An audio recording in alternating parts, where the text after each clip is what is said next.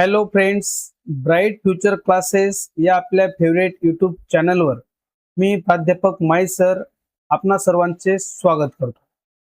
मित्रांनो, आपण आपल्या आजच्या व्हिडिओच्या माध्यमातून आपल्या इयत्ता 8वीच्या टेक्स्टबुक मधील पेज नंबर 1 वर दिलेल्या इंट्रोडक्टरी ऍक्टिव्हिटी अंतर्गत एक महत्त्वाचा घटक तो म्हणजे कॉन्ट्रॅक्टेड फॉर्म्स हा अभ्यासणार आहोत. तर त्यासाठी मित्रांनो, आपला आजचा हा व्हिडिओ शेवटपर्यंत नक्कीच अभ्यासा.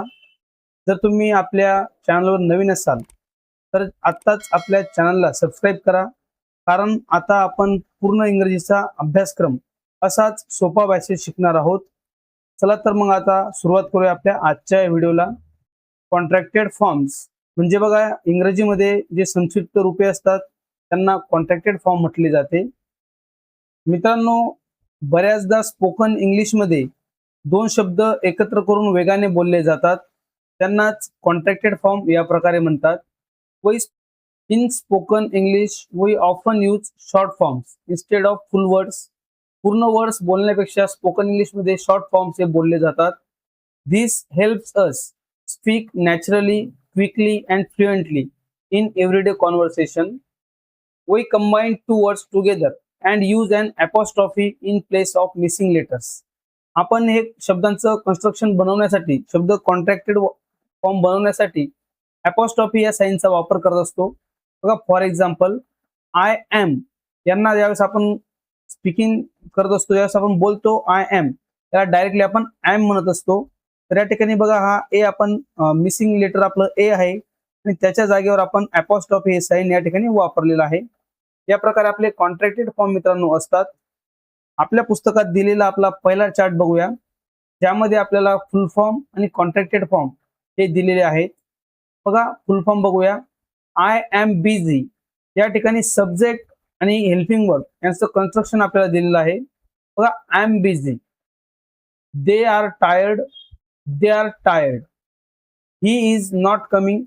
हेल्पिंग वर्ब आणि नॉट यांचं सुद्धा मित्रांनो आपल्याला कन्स्ट्रक्शन करता येतं पुढील प्रकारे. बघा, ही इजंट कमिंग किंवा सब्जेक्ट प्लस हेल्पिंग वर्ब या प्रकारे त्याचा कॉन्ट्रॅक्टेड फॉर्म बनतो.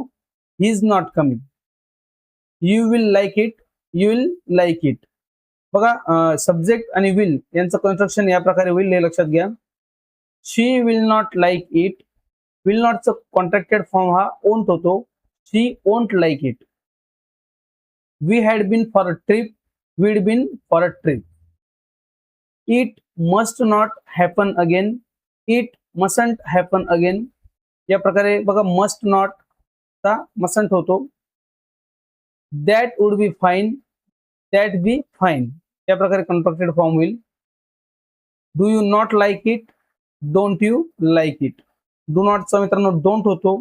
जर does not असेल तर doesn't होईल आणि did not असेल तर डिडंट होईल. या प्रकारे आपल्याला हे कॉन्ट्रॅक्टेड फॉर्म्स दिलेले आहेत, हे लक्षात घ्या. चला तर मित्रांनो, ऍक्टिव्हिटी बघूया. It's our activity time.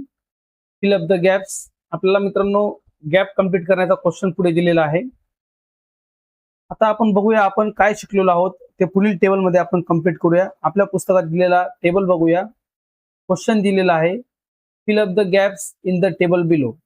खालील दिलेल्या टेबलमध्ये असणारे जे गॅप्स आहेत ते आपल्याला कंप्लीट करायचे आहेत. काही कॉन्ट्रॅक्टेड फॉर्म्स आपल्याला दिलेले आहेत, तर काही फुल फॉर्म दिलेले आहेत. बघूया. लेट्सचा फुल फॉर्म मित्रांनो होतो लेट अस.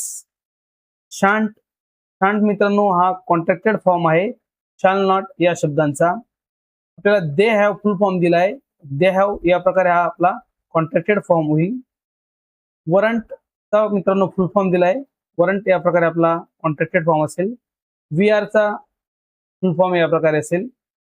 कॅन नॉट लक्षात घ्या. बघा, कॅन आणि नॉट हे फुल फॉर्म मध्ये सुद्धा लिहिताना वेगळे न लिहिता हे जवळजवळ लिहिले जातात. कॅन नॉट एकत्रितपणे हा शब्द लिहिला जातो आणि त्याचा कॉन्ट्रॅक्टेड फॉर्म होतो आपला कांट. वेअर इज या प्रकारे त्याचा कॉन्ट्रॅक्टेड फॉर्म असेल.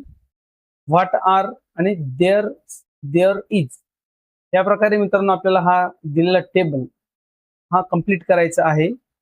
नक्कीच सगळ्यांना या ठिकाणी कॉन्ट्रॅक्टेड फॉर्म आणि फुल फॉर्म हे कशा प्रकारे कंप्लीट केले जातात हे नक्कीच सगळ्यांना समजलेलं असेल.